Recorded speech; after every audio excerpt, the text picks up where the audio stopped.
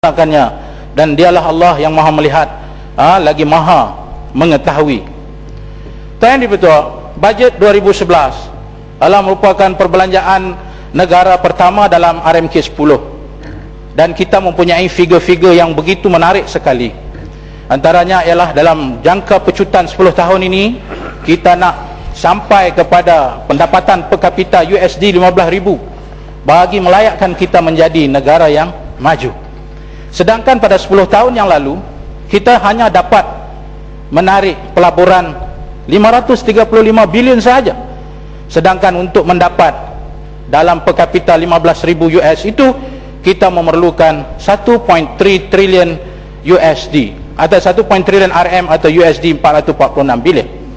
Saya juga turut berasa risau tentang aliran keluar FDI daripada 2007 hingga 2009, iaitu sebanyak 49 bilion, dan ia menjawab kepada kejatuhan kita dari 23 bilion 2008 jatuh kepada 4.4 bilion 2009, iaitu hampir 80%. Bila kita bertanya dalam Dewan ini, menteri yang menjawab, dia menyatakan kononnya ini kerana pembangkang lah, kerana pembangkang pergi luar negara bagi takut pelabur-pelabur asing. Hebatlah pembangkang ni sampai boleh tarik berapa bilion ni, 23 bilion ni turun sampai 4.4 bilion. Kira hebatlah para pembangkang ni boleh sampai tarik lagu tu.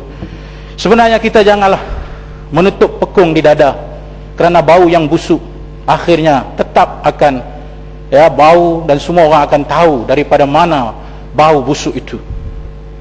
Saya bersama dengan rakan Kuala Terengganu yang berhormat, masih ada lagi, sudah balik, menyatakan bahawa dalam bajet ini banyak orang memberikan andaian-andaian ataupun nama-nama. Ada yang kata bajet pilihan raya, ada yang kata bajet seluar dalam, yang pastinya bukan saya yang kata.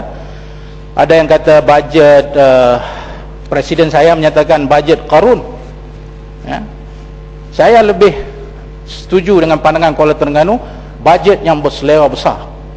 Maknanya angkanya cukup hebat, tapi kemampuannya serupa macam orang nak kahwin 4 yang satu pun tak larat nak jaga. Itu contoh yang dipedoh, jangan ambil hati, hanya satu contoh saja. Saya ingin menarik perhatian semua yang pembuat dasar dalam Dewan ini. Pertama ialah, walau cantik angka-angka yang telah kita tetapkan di atas dalam bajet ini, tapi kita kena ingat bahawa laporan terkini, ini pun terkini juga nih, saya ambil yang terkini aja, saya tak mau ambil yang dulu punya. Dalam laporan The Star N17, cuba baca, no change in graph index. Tidak ada perubahan dalam graph index, mana indeks rasuah. Kita mencapai 4.4, jatuh 45 tahun sudah, tapi tidak signifikan. Dan dia memberitahu bahawa di dalam ranking Malaysia, 178 negara, Malaysia menduduki ranking yang ke-56. Bagi saya ini adalah faktor-faktor yang menjayakan ekonomi kita. Selagi kita tidak dapat pecut ataupun sampai kepada tahap yang kerajaan sendiri meletakkan, iaitu target kita 4.9, kita mungkin akan terus mengalami persepsi rasuah yang masih belum lagi baik di mata dunia. Dan jangan salahkan pembangkang kalau pelabur asing lari, tapi baca figure, baca fakta, biar kita tengok apa masalah kita, barulah kita dapat baiki diri kita. Begitu juga dengan isu pihak polis yang saya kira mempunyai satu pemimpin yang baru, ketua yang baru, perlu bekerja keras bagi mengeluarkan persepsi, kerana sebelum ketua yang dulu meletak jawatan, beliau mengulangi tentang bahayanya kuasa ketiga dalam pihak polis. Ini juga turut menjejaskan dari sudut keselamatan, yang mana para pelabur asing, bagi mereka keselamatan is the most priority dengan izin. Selagi kita tidak dapat meyakinkan mereka, maka selagi itulah saya merasakan bahawa ini akan menjejaskan angka-angka yang telah dianggarkan yang di dalam bajet kita tadi.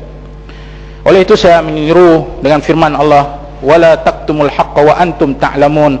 Jangan kamu menyembunyikan yang benar sedangkan kamu mengetahui bahawa kamu sedang menyembunyikan sesuatu yang tidak benar. Tanya betul, apa yang digambarkan di dalam bajet kita baru-baru ini telah menimbulkan beberapa persoalan, iaitu pertama, tentang priority. apabila pembangkang menegur, kenapa tak perlu itu, kenapa yang ini kita buat, kita perlu tinggalkan itu. Saya minta bahawa pandangan ini bukan kerana kita membangkang, tapi kita juga mempunyai pandangan tentang apa yang dinamakan sebagai priority, keutamaan kita. Saya tak payah ulang lah, ya. Perdana Menteri kita menyatakan apabila orang tanya kenapa tidak bagi bonus kepada kakitangan awam, dia kata kita kena tanggung 3.5 bilion kalau kita bagi. Tapi kakitangan awam tanya balik, yang 5 bilion warisan merdeka itu apa dia? Nantilah dulu. Bukan Lenggong nak jawab, menteri yang nak jawab. Ya Ahmad, tak payah dengar Ahmad, 2 minit lagi tinggal tu. Ya Rabbi, itulah jangan kacau Lenggong, tinggal 2 minit lagi. Jadi ya bukan kerajaan betul. Tak payahlah Ya Ahmad Lenggong, tak payahlah. Tapi itu kita melihat persepsi rakyat kepada apa yang berlaku ini. Kemudian kita tengok juga tentang Yayasan Hartanah Bumi Putra diperuntukkan hanya 1 bilion, sedangkan kalaulah yang 5 bilion itu boleh disalurkan daripada private fund, daripada yang swasta yang kata tadi 5 bilion tu, bawa pergi kepada Hartanah Bumi Putra.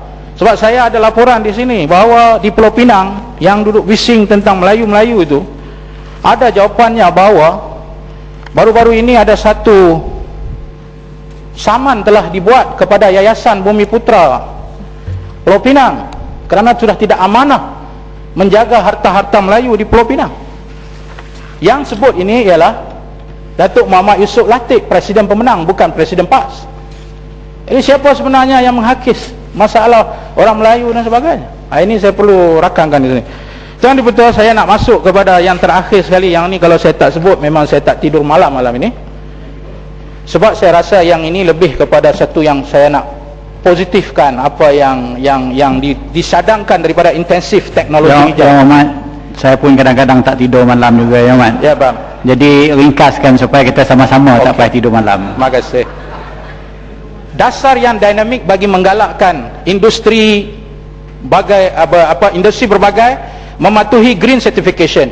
Mana green certification ini mesti semua otomotif, perkilangan, hartanah, pembangunan, industri kayu-kayan mesti jadikan kewajipan untuk mereka patuh kepada green certification.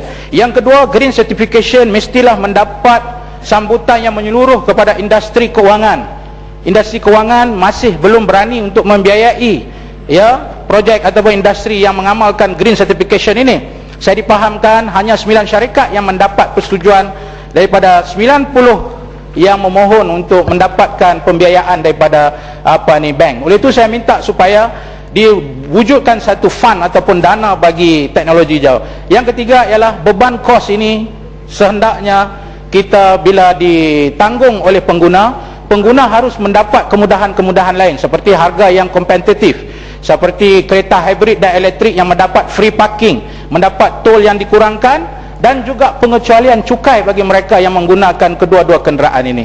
Dan akhirnya ialah pendidikan kepada massa supaya rakyat celek hijau.